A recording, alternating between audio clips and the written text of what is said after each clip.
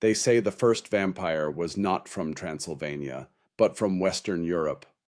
Long before Dracula was ever written, there was a man who refused to stay buried.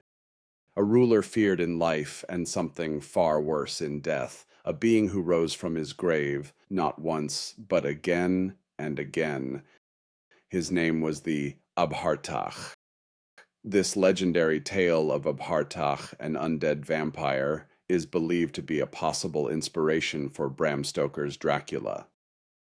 In the North Derry area, between the towns of Dungiven and Garva, in the Glenullen district, there exists a remote town called Slaughter Verde. Rooted in ancient Celtic folklore, this Slot Averty dolmen is where the chieftain named Abhartach is believed to have lived. In the 5th and 6th centuries, this area had multiple petty kingdoms, each kingdom with their own kings or chieftains and their own territories marked by fortifications. Abhartach was one of those chieftains. He was not like other leaders. Some say he was a dwarf, others believed he had been disfigured in battle.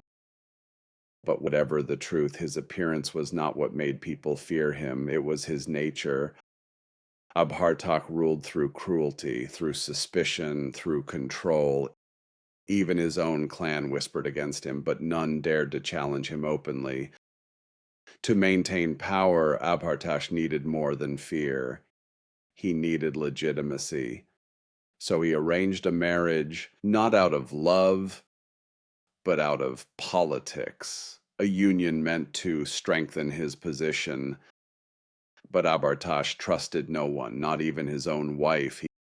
He kept her locked away, hidden from the world, watched, controlled, a prisoner in her own home, and yet suspicion still gnawed at him.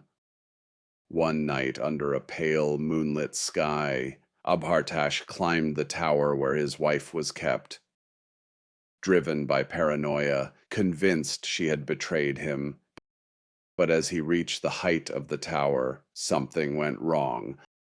A misstep, a slip, and in an instant, the feared chieftain fell, crashing to the ground below, and just like that, he was dead. Though the people had suffered under him, they followed tradition. He was given a proper burial, laid to rest on a hill, overlooking the land he once ruled.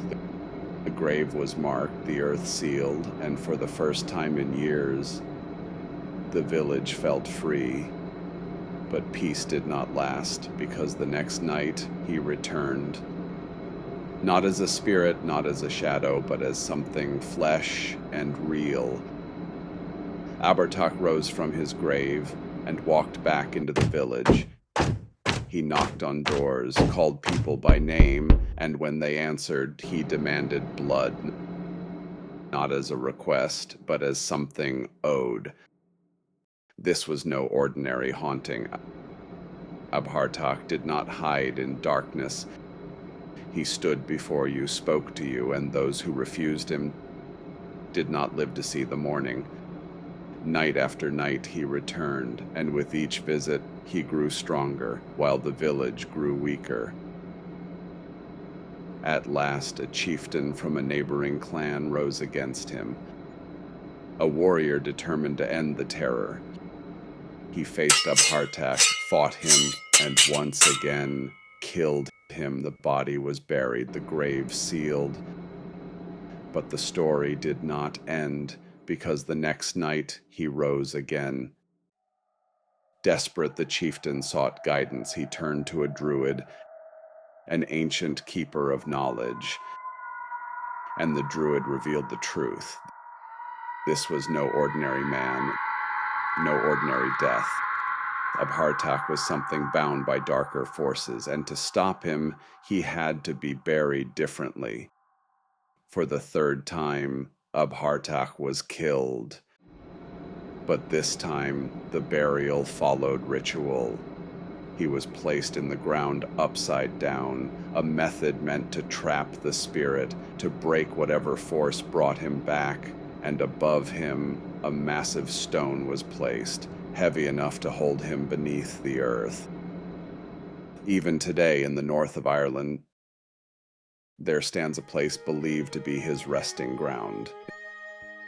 In the middle of a field in the town of Slaughterverty, there is an area known locally as the Giant's Grave, more accurately, Abhartach's tomb, an ancient stone monument marked by a curling thorn bush, weathered by time, but it is believed to have been imposing, which is from where this town got its name.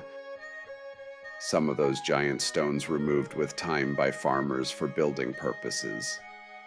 Silent, unmoving, some say that the stone which still remains above the grave of Abhartach was never meant to honor him, but to keep him from rising again.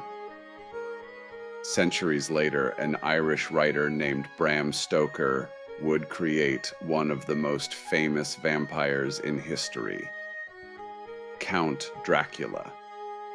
But many believe the inspiration did not come from imagination alone, that somewhere in the stories passed through generations, there was a memory of a man who demanded blood, of a grave that would not hold him, of a legend that refused to die. And if you ever find yourself standing before an old stone grave in Ireland, one marked not by flowers, but by weight, by intention, by silence, you might be looking at something more than a memory. Because some graves are not meant to honor the dead, some are meant to contain them. Because Abhartach was real, somewhere beneath that stone, he must still be waiting.